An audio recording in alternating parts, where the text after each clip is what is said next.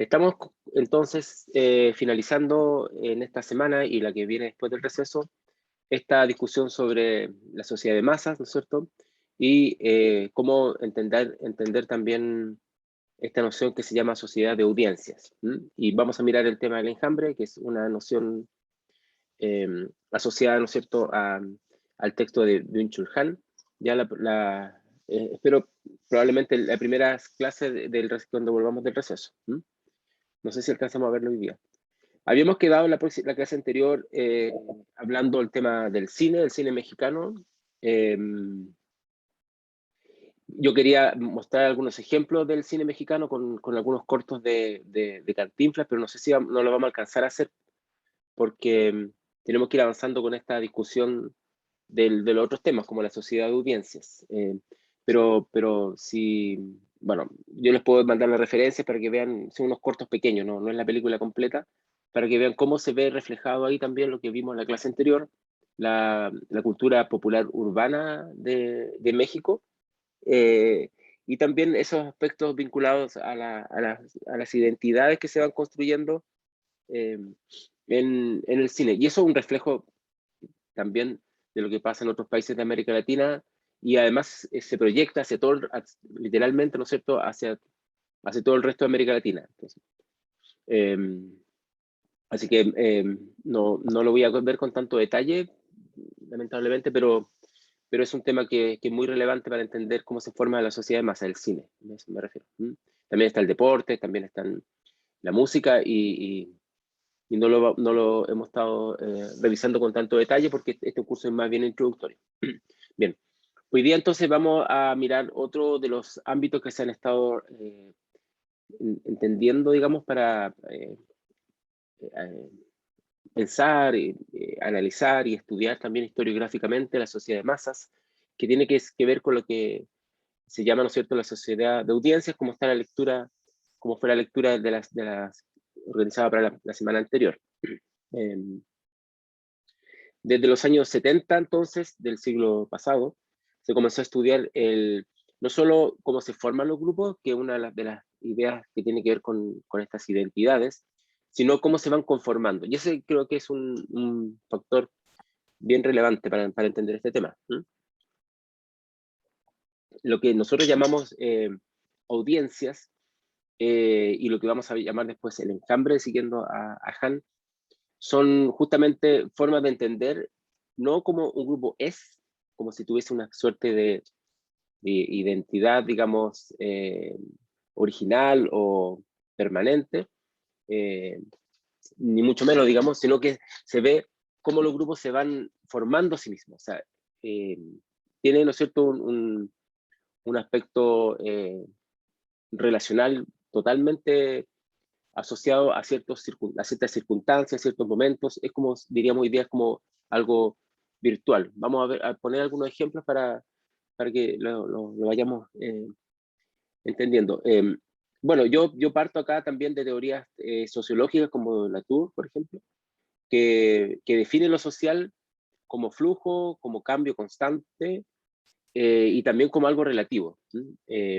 Sobre todo en el texto que se llama Reensamblando lo social, en español, una introducción a la teoría del actor Red, del año 2005. Si ustedes tienen interés, yo puedo poner voy a buscar el texto, lo puedo poner la referencia, y si tengo la versión también, la puedo poner en cursos. Entonces, ¿qué es lo que significa esto? Significa que lo social no es entendido como donde llegan los grupos, sino que el punto de partida de los grupos. En este sentido, se puede entender lo social como una construcción, porque no hay objetos que sean sociales, según dice Latour, según definiciones preestablecidas. O sea, no existe, en este sentido, no podríamos hablar de que existe lo social en términos de género, por ejemplo, desde esta perspectiva, ¿no? Por supuesto que sí lo podemos entender, ¿no? Pero tratemos de entender esta idea. Desde esta perspectiva, no es que haya una identidad asociada a un género, femenino, masculino, digamos, u otras maneras de entender, ¿no es cierto?, lo que entendemos por género. No habría una identidad asociada a lo étnico, ser mapuche, ser cahuéscar.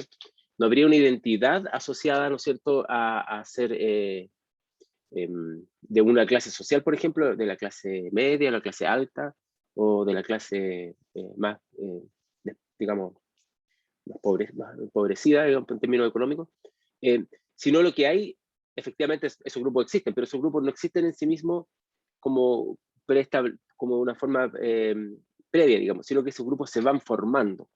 Eh, el estudio de género ha hecho un avance maravilloso y extraordinario para entender cómo se van formando, y por algo se habla de género y no de sexo asociado más a términos biológicos, cómo se van formando socialmente la idea de ser hombre, ser mujer. Cómo uno aprende gestos, cómo uno aprende las expectativas, por ejemplo, frente a los varones. Eso nosotros lo hemos estudiado para el tema de la historia de la ciencia y el tema relacionado al género, ¿no es cierto? Las expectativas hacen que los varones, ¿no es cierto?, se espere de ellos una cosa muy distinta a lo que se espera de las mujeres en nuestras sociedades patriarcales. Y eso hace que las habilidades, por ejemplo, lógico-matemáticas, tiendan a desarrollarse mucho más en los varones, no porque ellos tengan más desarrolladas esas, digamos, aptitudes, ni mucho menos. De hecho, en términos biológicos no hay diferencia entre hombre y mujer en este sentido, sino porque son expectativas y son impulsos, son desarrollos, son imágenes que permiten, ¿no es cierto?, que se desarrolle esa habilidad. Por lo tanto, cuando una persona da una prueba al final de todo un proceso, como la prueba de admisión universitaria, ¿no es cierto?, normalmente tiene mejor puntaje en esas áreas que las mujeres cuando se varón. Pero no porque los hombres seamos distintos a las mujeres, en términos, digamos, ¿cómo se diría? En términos como estructurales, sino porque las diferencias las vamos construyendo, ¿m? Se va construyendo socialmente.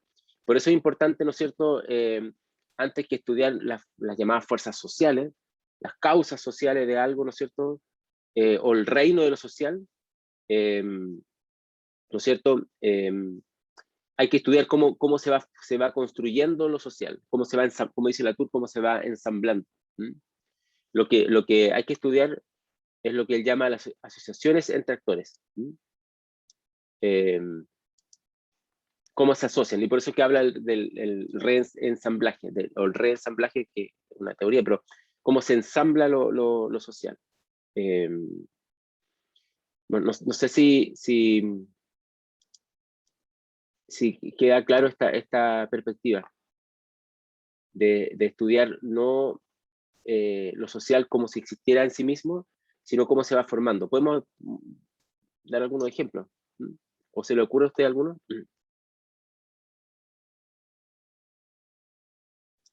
¿Cómo podemos entender esto? Antes de continuar, yo creo que es importante entender el punto de partida en el que estamos nosotros organizando, o que yo, digamos, organizando esta discusión. ¿Mm? Em, a ver, por ejemplo, las fuerzas sociales, ¿qué fuerzas sociales conocemos? Que hemos estudiado o que ustedes conozcan más en la historia contemporánea. Mm, o causas sociales. Podríamos pensar, ¿no es cierto?, en el último tiempo en Chile, ¿no es cierto?, el llamado estallido social. Miremos hagamos ese ejercicio. Aquí tenemos fuerzas sociales, causas sociales. Entonces, uno podría hacer el análisis de las personas que protestaban, por ejemplo, en Chile en octubre del 2019, ¿no es cierto?, en el ámbito de lo público. Recuerden que también tiene que ver justamente con eso, ¿no?, en lo público, en las calles, en los medios, en las redes sociales, etcétera. Bueno, Manuel puso otro tema que lo vamos a ver después. Uno podría pensar que obedecen, ¿no es cierto?, a fuerzas sociales, causas sociales. ¿Cuáles serían esas causas sociales o fuerzas que estarían detrás de esa protesta? ¿Qué me dirían ustedes? Esta es una especulación también, porque no sabemos bien cómo, no yo no lo hemos estudiado directamente, digamos, pero especulando, digamos, haciendo un ejercicio mental, lo que se llama una suerte de experimento mental, como hacen los científicos. ¿Quién estaría detrás de esas fuerzas sociales del 18 de octubre?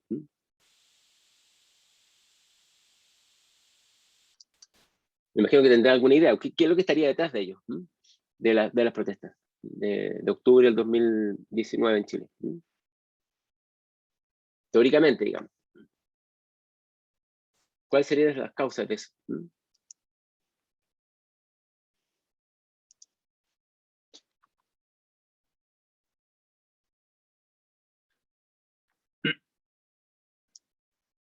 A ver, ya, Nicolás dice la desigualdad.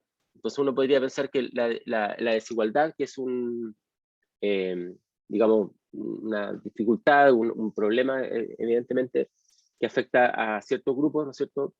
Por supuesto, a los grupos que sufren la desigualdad, los que están en situación de privilegio no van a protestar por ello, estaría, ¿no es cierto?, como una causa detrás de esto. Entonces, si uno piensa en la desigualdad, entonces uno podría pensar que hay un grupo desposeído o que está sufriendo esa desigualdad. Entonces uno podría agrupar ahí mentalmente a todos los grupos que en un país como Chile sufren desigualdad. Entonces estaríamos hablando acá, lo voy a anotar acá en el chat, de las clases sociales. Entonces uno diría, hay clases sociales que están detrás de este movimiento. O podría, ¿no es cierto?, pensar en sujetos o personas que viven esta desigualdad más allá de las clases sociales, por una desigualdad asociada, ¿no es cierto?, a una sociedad patriarcal, por ejemplo, que no es necesariamente vinculado a clases sociales, o el acceso al agua, a los bienes, digamos, bienes básicos, etc. Entonces, si uno usara las teorías de que los grupos existen, digamos, de forma previa a estos movimientos, uno podría pensar que los grupos son los que presionan por una mayor igualdad y que existe efectivamente un grupo determinado del mundo popular o de otros. Lo que dice Latour es que lo que nosotros tenemos que estudiar, asumiendo que efectivamente uno podría pensar que estos grupos existen, o sea, no sabemos si esos grupos existen como tales, suponemos que pueden existir, pero lo único que podemos ver, ¿no es cierto?, son las asociaciones que hacen entre los actores. Entonces, lo que nosotros deberíamos estudiar acá es cómo se asocian los grupos, las personas, para formar un grupo, perdón. Cómo se asocian los actores y las actrices para formar un grupo ocupando el espacio de lo público, que en este caso sería las avenidas, las calles. ¿Cuáles son las formas de asociación? Entonces hay distintas formas de asociación. Entonces uno podría decir, una forma de asociación son los primera línea, son las personas que están en la llamada primera línea, que es un tema re interesante, creo yo.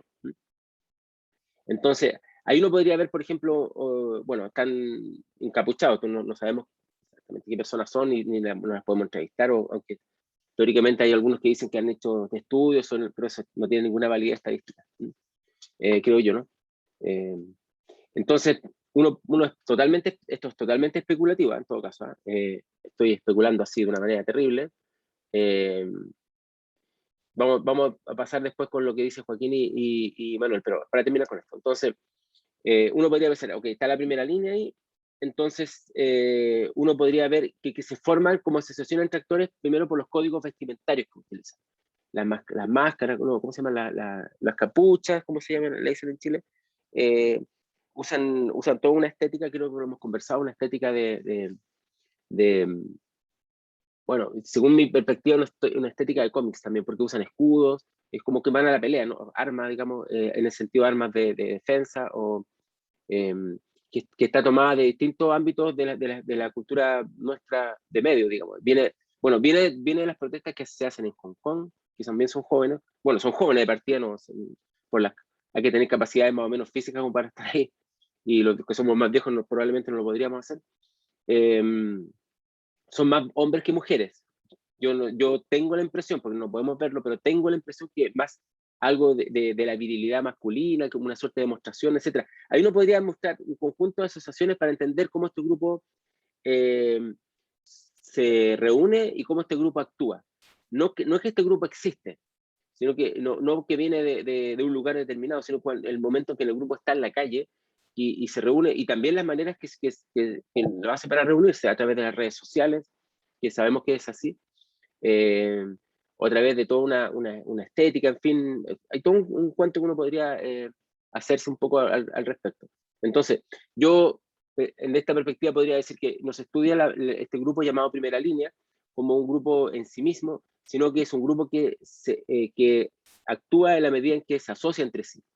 Por lo tanto, lo que importa es cuando se asocia entre sí, las maneras, los códigos que utiliza, las maneras de relacionarse, que los códigos vestimentarios también son maneras de relacionarse, no sé, uno transmite con la ropa y con la indumentaria lo que quiere ser como grupo.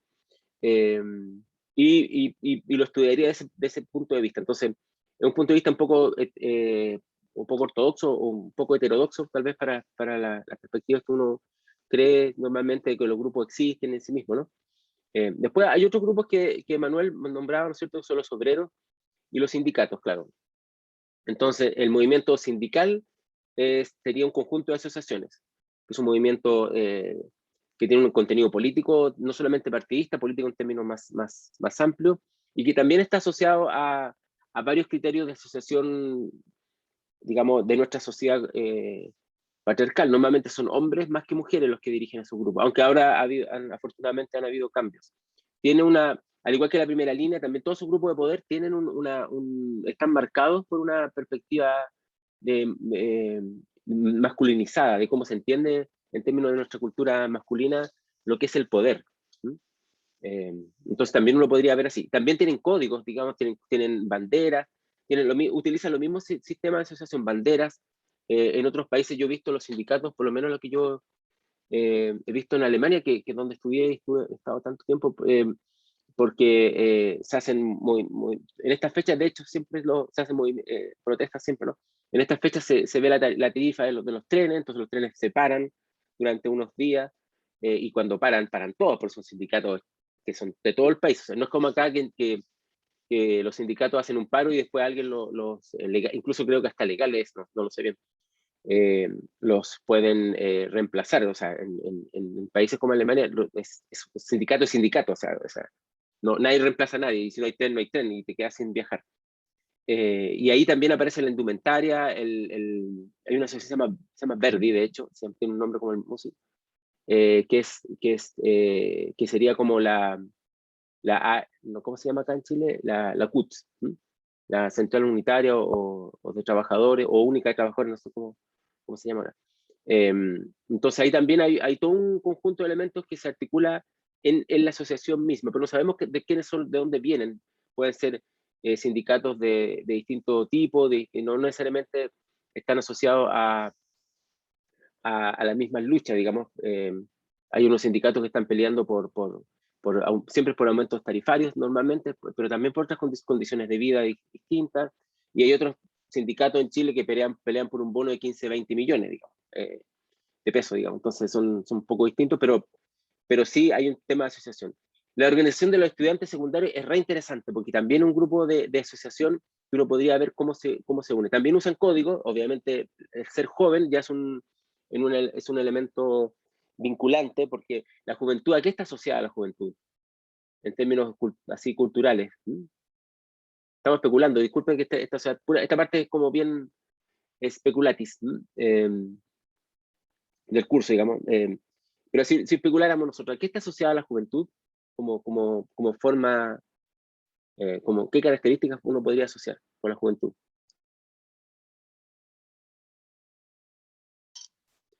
Al cambio, ya, supuestamente, Anaí dicen, ¿no es cierto?, los jóvenes y las jóvenes son más proclives a los cambios, a la rebeldía. ¿A qué más?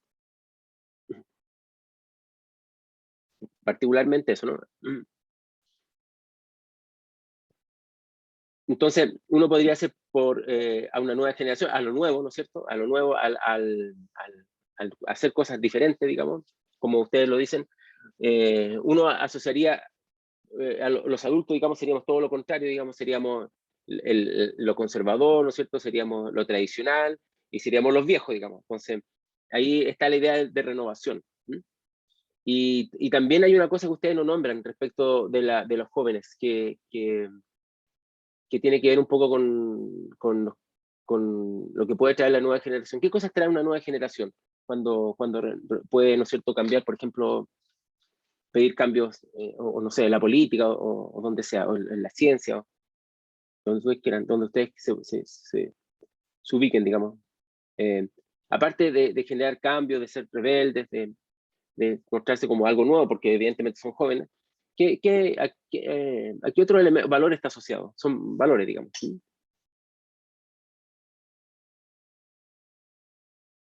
o quizá una interpretación que yo tengo y ustedes no lo ven. Siendo ustedes los jóvenes, digamos, en esta conversación. ¿Qué otra cosa tienen los jóvenes? Yo tengo mi teoría un poco rusoniana. ¿No se imaginan qué más?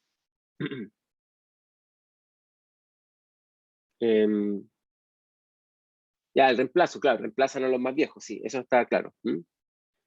Falta de experiencia, ya, esas son las cosas que son como más negativas, pero la falta de experiencia es lo que normalmente los viejos decimos de los jóvenes, que no tienen experiencia, por lo tanto, que es una cosa muy ridícula, porque la experiencia se gana justamente cuando uno es más viejo, o sea, uno parte sin experiencia. Pero hay algo más, sí, que algo bien positivo. Algo que se ve como algo positivo respecto de los jóvenes. Aparte de la falta de experiencia, no es algo positivo, por supuesto, ¿no? Bueno, en algunos casos, a veces es bueno no tener tanta experiencia, pero no. A ver, ¿qué otra cosa más? ¿No se le ocurre?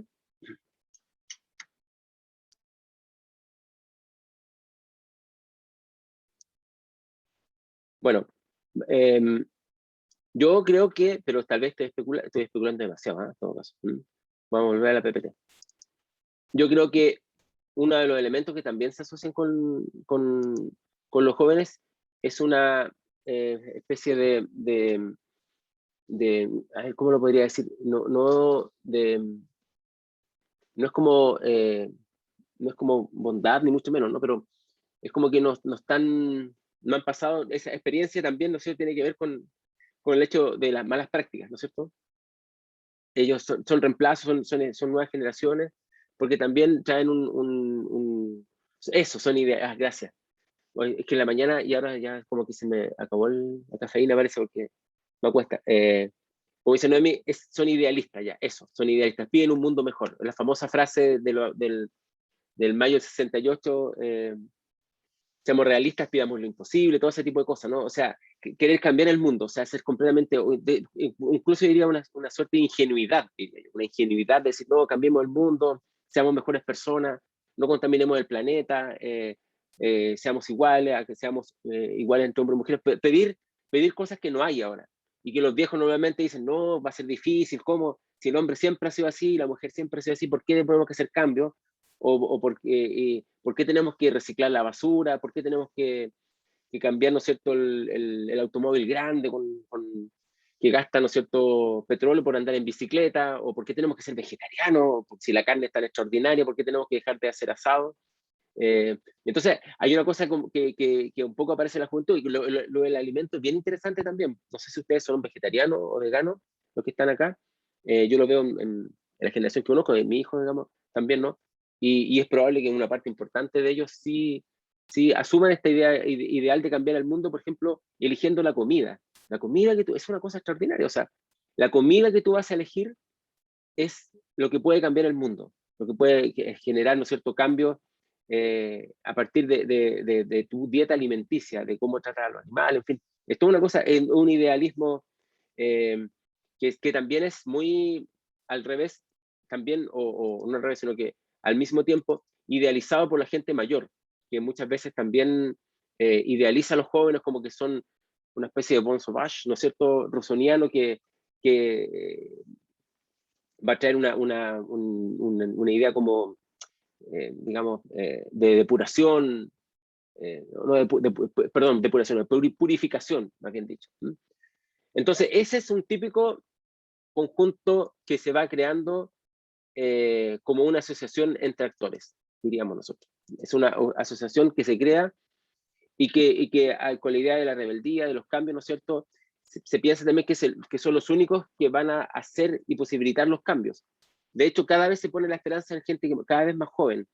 Si en mayo del 68 la esperanza de la juventud estaba en las personas sobre 20 años, o que eran universitarios, me refiero, y están en el marco de lo que fue también, hay que mirarlo acá con la música popular, el rock, ¿no es cierto? Desde que los Beatles en Liverpool, ¿no es cierto?, usan esas melenas, que ahora se ven muy horribles, digamos, el corte de pelo ese, ¿no es cierto?, que aunque ustedes no lo creen, pero yo tampoco lo viví porque no había nacido, pero mis padres cuentan, ¿no es cierto?, que era una especie de provocación terrible mirar a una persona que andaban vestidos como formales, ¿no? Mirar a una persona o ver hombres con el pelo de ese tipo. Después vienen los hippies, por supuesto, a los que cambian totalmente esto, y se asocia muy bien la juventud con la rebeldía, que es una forma también como el mercado trata, ¿no es cierto?, la idea de la juventud. De hecho, uno lo puede ver en las propagandas actuales, me refiero en los spots publicitarios, que todavía está asociada esa idea de la juventud a la rebeldía. Hay una marca de celulares que lo utiliza ahora, por ejemplo, no sé si lo han visto, en, no lo voy a nombrar porque no es necesario, pero ustedes lo habrán visto. Lo pusieron en el chat. Ya, eso no se puede ver en la grabación para que no digan que hago propaganda de una marca. Entonces, está esa idea de la rebeldía muy fuerte asociada, y también con que los únicos que pueden hacer los cambios son los jóvenes, y como digo, cada vez como que fueran más jóvenes. Si antes fueron los universitarios los que, como lo que yo viví a fines de los 80 y comienzos de los 90 en Chile, los que podían provocar cambios, digamos, ahora está asociado con los estudiantes secundarios, o sea, personas mucho más jóvenes que son menores de edad. Por ejemplo, un movimiento, una cosa extraordinaria es Greta Thunberg, como activista medioambiental. Es una niña realmente que se paraba en la escuela, ¿no es cierto?, todos los viernes y hacía una protesta que después se llamó, ¿cómo se llama? Friday for Future, el viernes por el futuro. Que aquí en Chile no sé si ha pegado tanto, creo que no, pero en otros países sí ha pegado, pero sobre todo en los chicos jóvenes de colegio, digamos, que hacen esas protestas. Y en nuestro mayo del 68, que sería, ¿no es cierto?, el 18 de octubre, estoy diciendo bien la fecha porque a veces me confundo. Parece que 18, sí. El 18 de octubre, perdón, se vio, ¿no es cierto?, también, y se asocia realmente a los muy jóvenes que empezaron, ¿no es cierto?, con las protestas en el metro. Es como el inicio, es como lo que gatilló lo que estamos viviendo hoy día. Entonces, es como que hacer una nueva constitución en Chile, que cambiara la constitución, ¿no es cierto?, de la dictadura cívico-militar, es como una consecuencia de un movimiento que empezó en los más jóvenes. ¿Me siguen o no? Entonces, esa es una asociación entre actores. Estamos pensando idealizando un grupo también, ¿no? Pero pensando que es el grupo que puede hacer las transformaciones en Chile. Es como si se pusiera la esperanza en los niños y en las niñas, para que ocurran los cambios a nivel nacional. Después, Manuel dice que hay un fragmento muy bueno de Miedo y Asco en Las Vegas, que ilustra ese planteamiento con The Summer of Love. ¿Te refieres a la rebeldía, Manuel?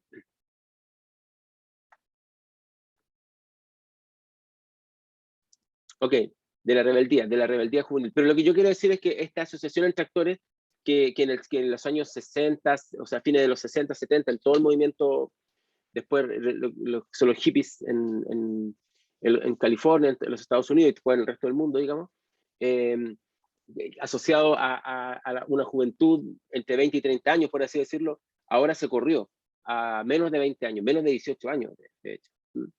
Eh, y está todo, ¿no es cierto?, lo de los pingüinos, la marcha de los pingüinos, en fin, toda una cosa asociada a estos grupos, al pingüinos como el uniforme escolar que se usaba antes, no sé si se utiliza todavía, creo que sí. Entonces eso es.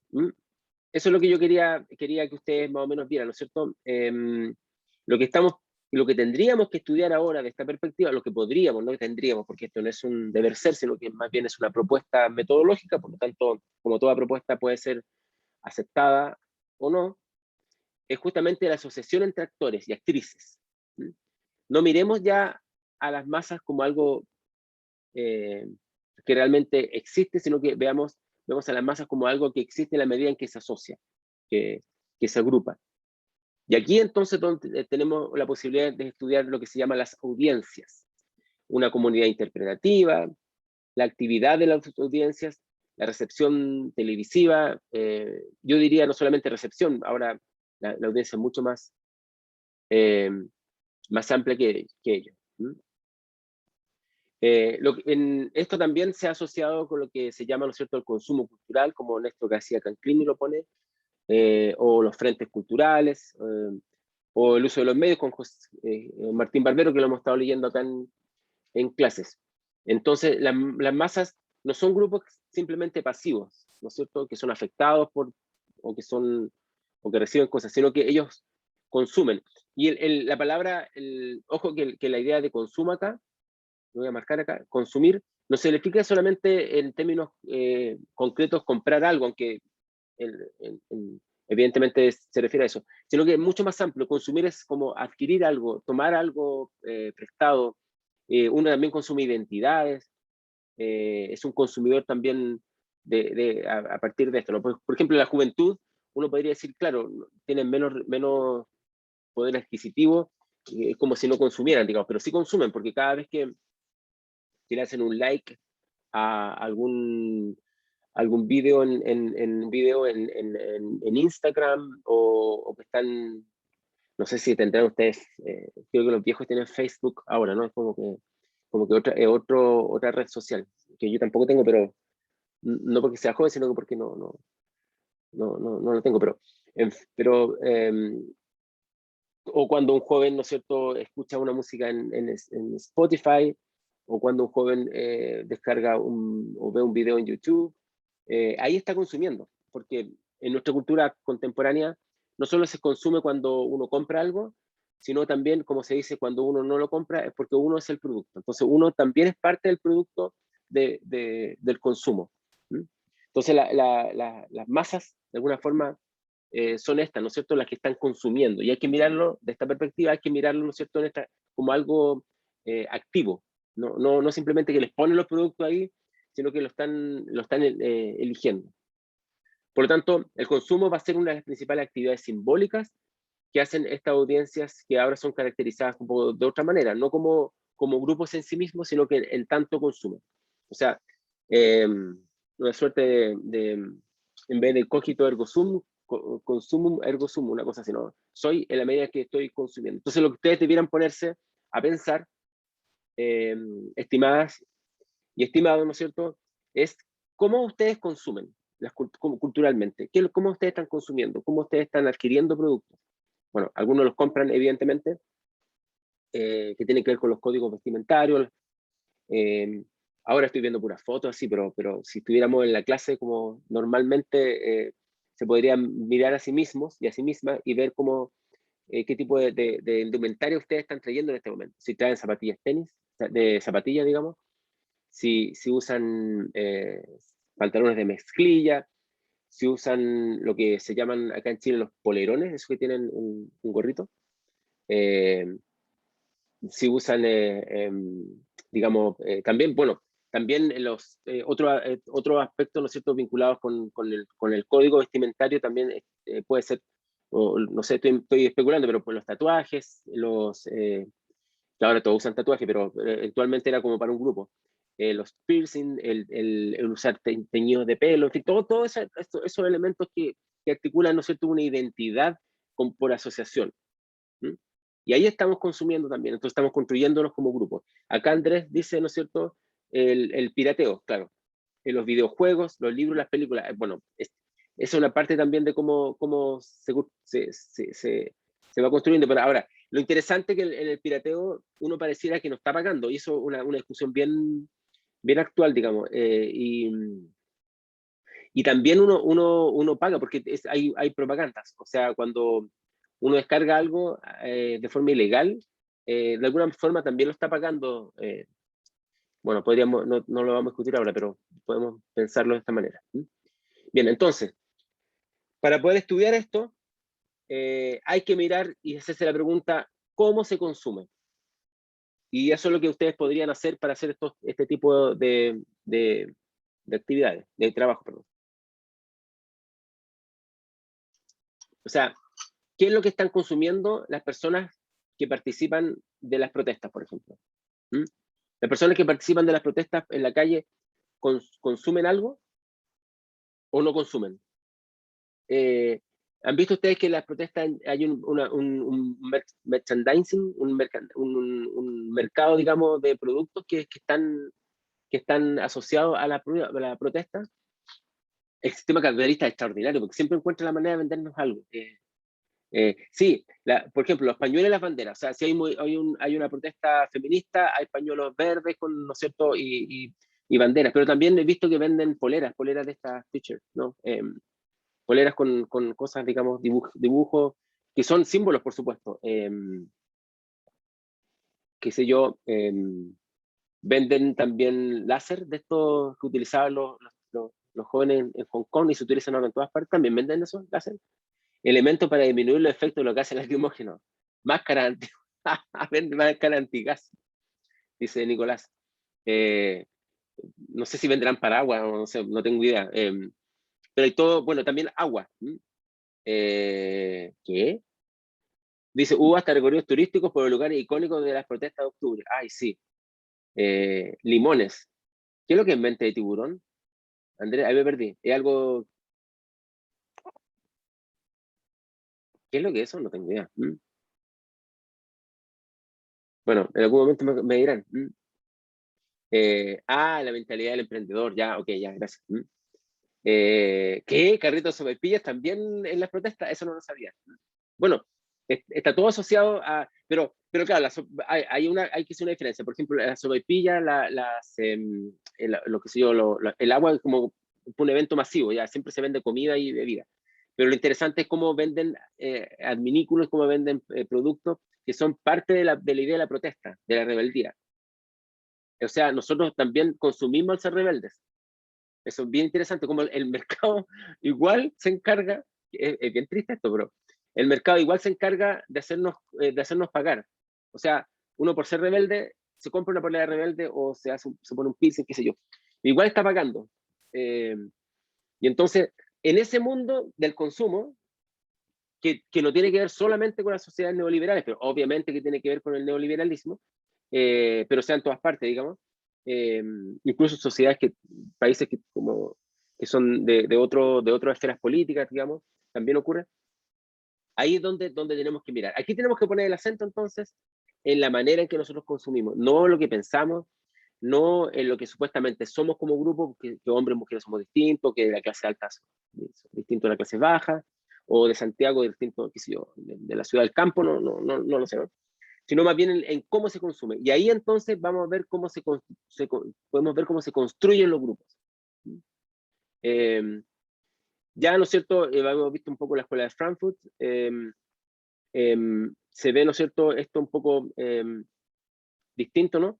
Una cultura, dice, no es meramente reactiva de la industria publicitaria manipuladora, como de alguna forma aparece en la escuela de Frankfurt, sino que se ve algo mucho más activo. Entonces, estamos pensando que los grupos son mucho más inteligentes y activos y, digamos, y proactivos de lo que aparecían en mirada más vinculada a la posguerra, como fue un poco la escuela de Frankfurt. Estoy siendo súper acá, ¿cómo se dice?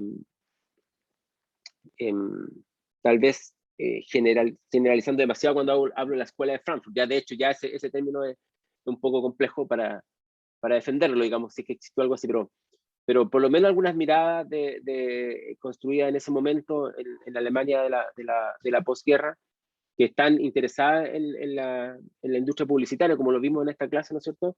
Pero sobre todo en el poder manipulador que tiene la industria publicitaria, que evidentemente sigue existiendo. O sea, podemos saber esto. Pero lo interesante de esto es que nosotros podemos mirarlo ahora como algo mucho más co-construido por los grupos. Y en la medida que los grupos lo construyen, se van formando como grupos. No sé, esto permite mirar la formación de los grupos de una forma muy, muy distinta a verlos simplemente como personas que están siendo manipuladas por los medios de comunicación, aunque los medios de comunicación sí manipulan, por supuesto. La manipulación es consustancial a cómo somos como seres humanos. Bueno, lo interesante es estudiar cómo los consumidores y cómo los grupos descifran signos y códigos estéticos, lo que le estaba un poco contando. La estética acá juega un papel bien relevante y lamentablemente nosotros la estudiamos poco, y debiera ser uno de los cursos que podríamos tomar como estudiantes de historia, de estudiar, tener cursos de estética, y creo yo, que es parte de la filosofía, ¿no? Porque juega un papel bien relevante y sobre todo cómo uno interpreta los signos, los códigos, ¿no es cierto? Y que se utilizan para articularse como grupo. El consumo entonces se va a asimilar como un conjunto de procesos socioculturales en que hay una apropiación y un uso de los productos. Entonces no estamos viendo solamente el producto como parte de una manipulación, que efectivamente igual lo es, ¿no es cierto? Sino que cómo está siendo apropiado por las personas. Sí, cómo es apropiado. Eso es lo interesante para ver cómo se forma el fútbol. Obviamente que en el consumo, ¿no es cierto?, se verifican también las asimetrías sociales y culturales. Y aquí juega un papel para enfrentar esta asimetría social y cultural, todo lo que tiene que ver con las falsificaciones. Eso es un tema bien relevante que se podría estudiar. ¿Por qué la gente de menor ingreso, ¿no es cierto?, o personas de menor ingreso que quieren consumir como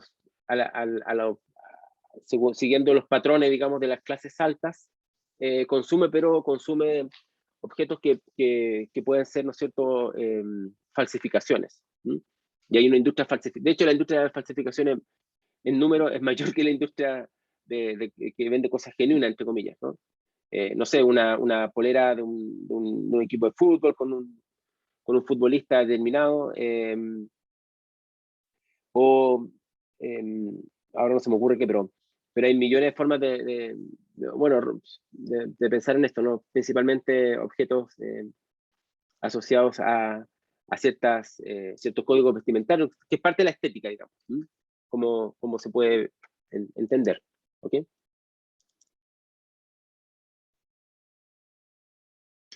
Bien, entonces, hay una cosa aquí en el chat. Dice, Joaquín, este consumo no se refiere necesariamente a la compra-venta, porque pensando de nuevo en el estallido social, si bien había cosas que comprar, dices, también había cosas que se regalaban, como agua con bicarbonato, por ejemplo. Claro. Es que el consumo, bueno, es una discusión que podemos hacer, pero el consumo tenemos que verlo, bueno, obviamente como algo que se compra, eso es lo primero, ¿no? Pero también tenemos como que algo que se utiliza y se apropia, y que trae involucrado algún tipo de transacción económica, aunque no sea directamente ejercida, ¿no es cierto?, mediante el intercambio digamos, de bienes o mediante, digamos, lo que quiere decir mediante mediante el dinero, mediante el pago.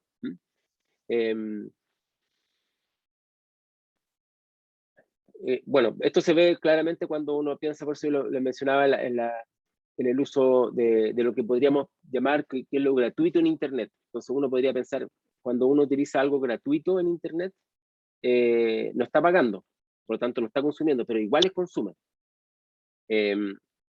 Y una de las cosas que el sistema contemporáneo utiliza mucho como una mercancía son nuestros datos. Nuestros datos. Entonces, cuando uno, por ejemplo, recibe cosas gratis, está dándolo a cambio de datos. Usted va a una tienda o al supermercado y le ofrecen esas tarjetas que acumulan puntos. Entonces, con esos puntos que acumula después de un tiempo de compra, ¿no es cierto?, uno puede recibir, cambiarlos por productos o tener descuento o pasarlo incluso a dinero propio, que después lo puede descontar de la compra que está haciendo. Entonces uno diría eso era para la fidelidad del cliente o de la cliente y ese tipo de cosas. Pero tiene que ver principalmente con datos. ¿Qué son los datos que los Big Data permiten, ¿no es cierto?, trabajar? Son grandes datos. Son los patrones de consumo que uno tiene. Y entonces con eso especifica mucho más digamos, la publicidad o el producto que nos quiere hacer vender en el futuro, digamos. Entonces, tiene un sentido a ese respecto. Ustedes habrán visto que cuando hacen, creo que lo hemos conversado acá, cuando hacen una visita en internet para buscar algo que quieren comprar, después cada vez que vayan a páginas que son gratuitas porque las personas que hicieron la página no pagaron por esa página, son páginas que permiten tenerse, ¿no es cierto?, blogs, por ejemplo, sin tener que pagar por ellas. Le aparecen los productos por el lado. ¿La han visto eso, no? En Google. ¿Mm? Entonces, si ustedes tuvieron la idea de, por ejemplo, no sé, pensar en comprarse un parlante inalámbrico y buscaron, cotizaron un par de veces, ¿no es cierto? Después, cada vez que entra a una página, estas páginas que son gratuitas, le van a aparecer le va a aparecer, ¿no es cierto?, la propaganda. Y como tenemos todo un ecosistema con Google, por ejemplo, probablemente le va a llegar al correo electrónico la oferta de las tiendas, digamos, de estos parlantes inalámbricos. Y lo más probable es que cuando se entren la próxima a Facebook, que también tiene propaganda, ¿no? Sí. O Instagram, o qué sé yo, ¿no es cierto? Le va a aparecer por todas partes. ¿Sí? Entonces, ustedes, ¿qué es lo que entregaron ahí? Entregaron sus datos. ¿Sí? Entonces, no solamente regalar cosas como agua con bicarbonato, que sería una cosa distinta, creo yo, porque lo que se está consumiendo es otra cosa, sino que me refería yo en este sentido a cuando uno consume algo pensando que es gratuito. ¿Sí? Y siempre hay que pensar cómo está haciendo uno el producto. Esa es la pregunta que tiene que hacerse. O ¿cómo está haciendo uno el producto dentro de ese tipo de consumo? Bien, consumir es súper importante porque es participar en un escenario de disputas por aquello que la sociedad produce y por las maneras de usarlo. Y eso de alguna forma nos permite asociarnos. Por ejemplo, es bien interesante toda esta moda, digamos, asociada a personas que ponen en sus redes sociales, por ejemplo, el momento que están delinquiendo, por ejemplo, que roban un vehículo, entonces pueden poner en Facebook Live incluso, o en algún video que después cuelgan en alguna red, ¿no es cierto? El momento que están arrancándose con el vehículo, o por ejemplo después de robarse, toman una fotografía en otro lugar, ¿no es cierto?, mostrando el lugar donde están, o haciendo ostentación de joya o de dinero. A veces hay muestras del dinero, así lo van contando. Esto, por supuesto, es aprovechado por los medios de comunicación, como también como una forma de consumo. Uno consume también cuando está mirando todo el día la delincuencia, y la delincuencia también es parte de ese consumo, porque está asociado a que la gente después tiene miedo, y por lo tanto pone alarmas, y por lo tanto es capaz le exige a los alcaldes que contraten seguridad privada, sube, ¿no es cierto?, las paredes, ¿cómo se llama?, las rejas, o le ponen, por ejemplo, electricidad también a la reja. Entonces, eso es parte del consumo, ¿no? O sea, es como un juego en el cual una persona muestra y ostenta el producto de su actual delictivo, y que lo que genera el miedo, ¿no es cierto?, para que las personas quieran protegerse de eso. ¿Sí? Entonces, es un escenario de disputas por producir y por consumir. Y vamos consumiendo de las dos formas, ¿no? Tanto al mirar esto, al comprar esta seguridad, o qué sé yo, ¿no? Comprar objetos, colgárselos, distribuirlos en casa, asignarles un lugar, atribuirles funciones en la comunicación con otros, son recursos para pensar el propio cuerpo, en el estable orden social y las interacciones con los demás. Es parte de cómo nosotros nos constituimos como no solamente como grupo, sino también como personas, ¿no es cierto? Entonces, si ustedes quieren hacer un trabajo historiográfico sobre esto, y les interesa este tema, podrían tomar algún objeto, y cómo ese objeto es de alguna forma apropiado o reapropiado. Yo vi un trabajo una vez en una conferencia en Berlín sobre el uso de celular en algunos lugares en África, pero que lo utilizaban como una forma de saber si eventualmente podía haber un riesgo de una bomba, que lo utilizaban los militares, parece, no me acuerdo bien exactamente quién lo utilizaba. Esto fue el año 2000 y tanto, y era porque se pensaba que cuando se hacían explotar cierta bomba, digamos, lo hacían utilizando un celular, y el celular después llamaban al celular, y al llamar, ¿no es cierto?, activaban, ¿no es cierto?, la, digamos, la señal electrónica, y eso, ¿no es cierto?, es lo que permitía ser el detonante para que explotara la bomba. Entonces, los celulares eran vistos como un objeto de riesgo. Entonces, tenían un sistema para poder determinar si la gente andaba con uno con celular en las calles, y con eso, ¿no es cierto?, podía, ¿no es cierto?, eventualmente ver potenciales sujetos, qué sé yo, que podían atentar con una bomba. Entonces, en ese lugar el celular no se podía utilizar porque estaba asociado a algo completamente negativo, algo muy raro respecto a lo que nosotros podemos ver, o cómo los objetos van cambiando y circulan a través del tiempo. Entonces, también mostraban hay muchos museos en Europa que se han traído o robado, en realidad, objetos arqueológicos de diferentes partes del mundo, de sus antiguas colonias, y están en los museos, principalmente de antropología, en fin, o museos grandes como el British Museum u otros, ¿no? Entonces, este caso era de un museo que, en vista a todo el reclamo que hacen los pueblos, como otros, como incluso nosotros en Chile también tenemos reclamos a varios museos, porque tienen piezas arqueológicas que nos pertenecen, que son parte de nuestro patrimonio, ¿no?, nuestro patrimonio histórico, en fin, cultural. Entonces lo que hicieron ellos fue tomar la fotografía a estos principalmente eran objetos de adoración ritual, en fin, qué sé yo, y los ponían en la red. Entonces ponían para decirle, mira, no lo vamos a devolver a África porque eran africanos, pero sí los vamos a poner en la red para que la gente los vea y los conozca. En fin, los que no puedan llegar aquí a Berlín, en este caso era Berlín, para ir al Museo Antropológico. Y lo que ocurría, ¿no es cierto?, es que los turistas alemanes que iban a África, a su antigua colonia, querían llevar su souvenir del lugar. Entonces, ¿qué es lo que hacían las personas que vivían ahí en ese lugar de África? Descargaban la imagen de esta fotografía que había sido tomada en el museo, de este objeto que originalmente era africano, y lo ponían en poleras o lo ponían en estos tazones. Son un tazoncito, ¿no es cierto?, típico, ¿no es cierto? Y le ponen el dibujito y el lugar acá, el nombre de la localidad. Entonces después los alemanes se los compraban y lo llevaban como un objeto tradicional del lugar, sin saber que a metro, qué sé yo, en el museo estaba el original de eso. Entonces ahí tenemos una forma de circulación del consumo, cómo va cambiando y va articulando esta identidad. Por ejemplo, la identidad del original, asociada, ¿no es cierto?, a la artesanía, o la identidad del turista que tiene que llevarse algo como recuerdo y lo cuelga después en la casa. Entonces después ponía en la casa o tomaba con ese jarrito, ese vasito, qué sé yo, o todo lo que la gente ha visto que cuando viaja después se lo pone en el, en el refrigerador.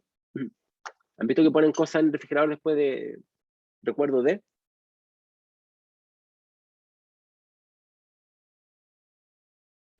Entonces, mientras más viaja uno, más recuerdos puede tener. Uno puede engañar y no viajar por ninguna parte y mandar a comprarse por internet todos los recuerdos y hacer creer al resto que estuvo viajando por todo el mundo, ¿no?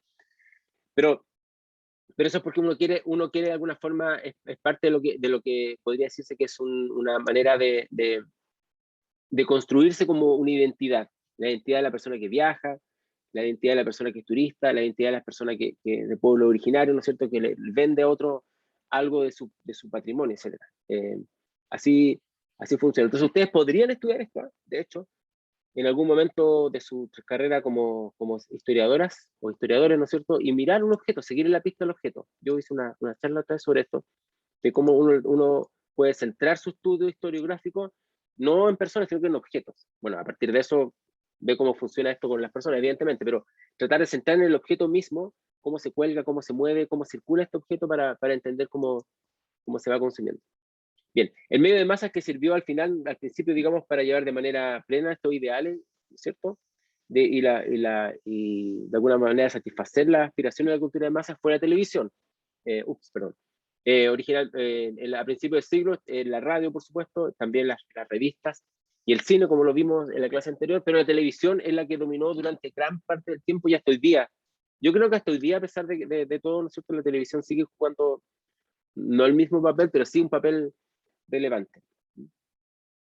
La televisión es un tipo de tecnología, como ustedes sabrán, ¿no es cierto?, que asegura el control centralizado y al mismo tiempo la máxima difusión. Y ahí es donde un poco cambia con la forma actual de transmitir datos, porque la televisión, igual que la radio, igual que las discográficas, igual que los sellos editoriales, permiten el control centralizado. O sea, una editorial define qué es lo que se va a publicar, qué es lo que se va a leer. Una estación de televisión, una estación de radio, define qué es lo que uno puede ver como programa o qué va a ver como noticia. Y eso tiene una máxima difusión porque entra directamente al entorno doméstico, entra a las personas directamente.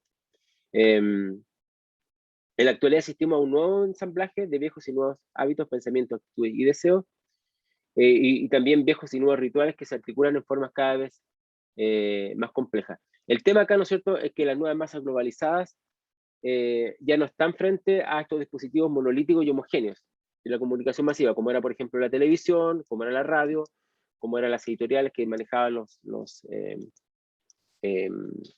dice?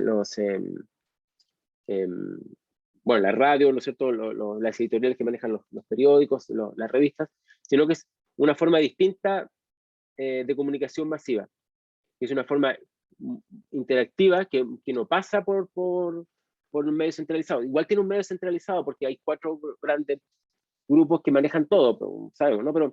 Pero tiene en su, digamos, en su micro perspectiva, es totalmente interactivo. Ustedes pueden pueden hacer lo que quieran. Digamos, bueno, hay reglas acá y hay códigos también, sobre todo con temas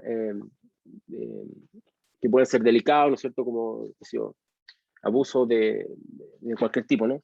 Que se tienen que se evitan, digamos, que no están permitidos, pero igual de alguna forma entran. Ahí en Facebook Live han habido personas que están cometiendo asesinatos. ¿Se acuerdan que hubo una vez, hace un tiempo atrás, una persona que entró a un lugar religioso disparando, en fin, y durante un tiempo eso apareció en vivo, digamos? Eso no debiera ocurrir, por supuesto. Es un caso muy extremo, pero en general hay una gran interactividad, es muy interactivo. Los grupos de WhatsApp, todo lo que es el universo, digamos, digamos, el ecosistema Google, por ejemplo, o Apple, o qué sé yo, ¿no es cierto?, o vinculado a Facebook también, por supuesto, es muy interactivo. O sea, no pasa por criterios editoriales. Y eso permite también que se formen grupos de otra manera. O sea, gran parte hay una pregunta que uno puede hacerse. ¿Cómo se organizaban los estudiantes en mayo del 68? ¿Cómo se organizaban los trabajadores en los años 80? Y los estudiantes también, y las estudiantes, y las trabajadoras, ¿cómo se organizaron en el año 2019? Si uno lo mira de esta manera, uno podría pensar así en términos muy generales, que en los años 70, los años 80, los partidos políticos, por ejemplo, jugaban un papel bien grande, aunaban, convocaban a las personas, llamaban a las protestas, en fin. Uno podría pensar que las organizaciones estudiantiles también jugaban un papel, las federaciones de estudiantes, bueno, lo siguen jugando, igual siguen jugando un papel, pero eso, todo ese tipo de organizaciones tiene un sentido centralizado. ¿Cómo se ponía de acuerdo a las personas? Se ponían de acuerdo, eso yo lo vi, digamos, en el año 2019 para hacer un pequeño meeting, digamos, una reunión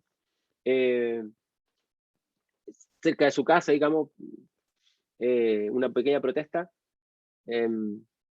Ya no está esperando que el partido político lo convoque o que una federación de estudiantes, o no.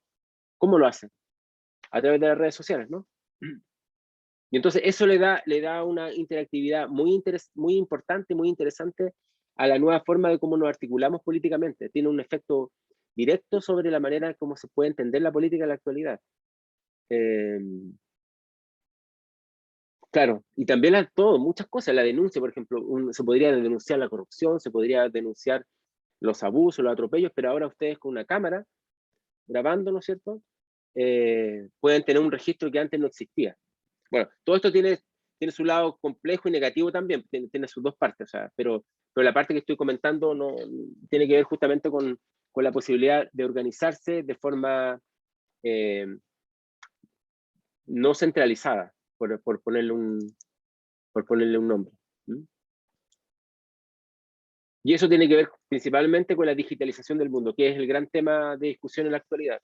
Si nosotros como historiadores, historiadoras, no entendemos el tema de la digitalización, entonces no estamos entendiendo el mundo en el cual estamos viviendo y no vamos a entender la historia tampoco. Es un gran tema y yo quisiera hacer un curso algún día sobre temas de digitalización, porque es un tema que hay que pensar.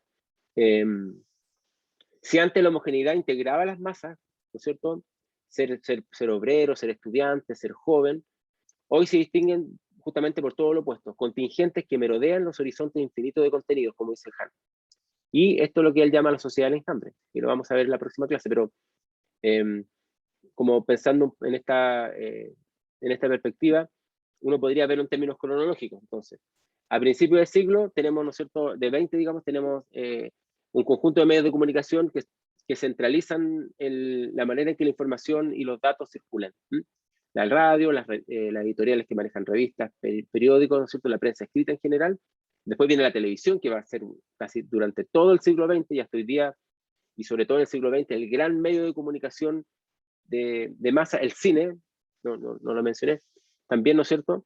Eh, y después la digitalización del mundo, que también tiene que ver con imagen, con sonido, con texto, en fin, que circula de una forma, digamos, en la sociedad, va a ser una manera distinta de circulación. O sea, el acopio, la circulación y la reproducción de datos no está centralizado, o tiene una centralización diferente, por así decirlo. Lo que permite entonces que se formen nuevas asociaciones. O sea, la gente se pone de acuerdo y va a hacer qué sé yo, no tiene solamente que ser para protestas, por supuesto, ¿no? Pero la gente se puede poner de acuerdo, por ejemplo, para hacer un desfile de, de gente aficionada a los cómics, no sé cómo se llaman, los cómics japoneses, ustedes sabrán qué nombre tienen, y se ponen estos disfraces, en fin, y se ponen de acuerdo porque tiene una página en Instagram, o son de una página de Facebook, y dicen, ¿no es cierto?, el día domingo a las 10 de la mañana nos vamos a ir a juntar, ¿no es cierto?, al parque X. ¿Mm? Y entonces ustedes ven que llegan allá todos, pero viven en diferentes partes de la ciudad, no son todos hombres o mujeres, pueden estar mezclados, y entonces van y se juntan ahí, pero eso no lo convocó nadie, no hubo una industria detrás, no hubo bueno, la industria eventualmente puede estar detrás, pero es porque a alguien se le ocurrió y dije, ¿sabes por qué no nos juntamos un día en un parque y empiezan a organizarse? ¿Cómo se llaman esos grupos o ya pasaron de moda? Que son como, somos como aficionados a cosplay, aficionados a cualquier cosa, ¿no? ¿Se llama cosplay? Eh, Ya, pues ayúdeme con eso porque yo no conozco los términos. Los que se disfrazan, ya. Y claro, nosotros lo hemos visto con las protestas porque es lo que más se ve, ¿no es cierto? Cultura geek en general, sí. Eso, entonces, pero puede ser de cualquiera, ¿no? También puede ser de personas que hacen skate, que también tienen toda su vestimenta, sus códigos vestimentarios, aparte del aparato, digamos, para desplazarse. También, no sé, ¿qué otro grupo se le ocurre a ustedes? O sea, lo que yo quiero decir es que, para ir terminando un poco, lo que yo quiero decir es que tenemos que salirnos de la idea de que los grupos están preestablecidos. Y esta es como la conclusión de lo que quiero decir hoy día. Las tribus urbanas o tribus digitales, como dice Nicolás. Tenemos que salirnos de esa idea. Si ocurre ahora, ¿por qué no habría ocurrido, ¿no es cierto?, en el siglo XIX o en el siglo XX, digamos, también, ¿no? No son grupos que están preestablecidos. No están ahí los trabajadores, las mujeres, los hombres, los animalistas, en fin, sino que en la medida en que se juntan, se ensamblan, como dice Latour, ahí vemos el grupo. Por tanto, cuando deja de estar ese ensamblaje, desaparece el grupo. ¿Mm? Y uno no puede saber a ciencia cierta por qué se unen, puede saber si que se unieron nada más. O sea, en una protesta, en una plaza pública, puede haber personas que estén protestando por la desigualdad, otros que estén porque quieren subir sus likes en sus redes sociales, entonces van y se muestran con el teléfono y todo el mundo los aplaude porque están en la protesta, en fin. Otros van porque estaban aburridos, digamos, o aburridas, entonces no tenían que hacer ese día, entonces encuentran entretenido, otros porque encuentran efectivamente como, bueno, divertido arrancarse de la policía, qué sé yo, y otros porque efectivamente sienten un gran dolor y una gran desigualdad y también al mismo tiempo una gran esperanza de que haciendo protestas van a poder cambiar la situación en la que ellos han vivido, su familia o el futuro de sus hijos, en fin, qué sé yo. Entonces, uno no puede saber qué es lo que pasaba, qué es lo que pasa en la cabeza de todas esas personas cuando están en una plaza pública protestando. Lo que sí puede saber, y esto es lo que podemos ver como historiadoras, es que efectivamente ocurrió ese hecho y la forma en que esto fue ensamblado. Entonces uno podría estudiar qué redes sociales utilizaron, cuáles son los códigos vestimentarios, cómo se organizan los grupos. En las protestas los grupos no tienen un cierto orden, tampoco es que estén todos al mismo tiempo en la protesta. Pues depende de la situación de la protesta, si está la policía o no interviniendo, evidentemente esto puede transformarse en algo más caótico, pero en general tiene un cierto orden, igual que en los estadios. En los estadios cuando la gente va eh, a ver un evento deportivo, digamos, están los uniformes, están los grupos organizados de una manera, las barras al interior de las propias barras también tienen su propia organización. No es que estén todos los fans repartidos, ¿no es cierto?, de forma igualitaria. Entonces, hay una cierta orden ahí. Entonces, eso es lo que yo quería comentar hoy día. Miremos el consumo, miremos los objetos y miremos cómo se forman los grupos. No miremos a los grupos como si existieran, sino que miramos a los grupos cómo se forman. Que es lo que nosotros hacemos nuestro trabajo de investigación, de hecho, con el tema de la ciencia, ¿no?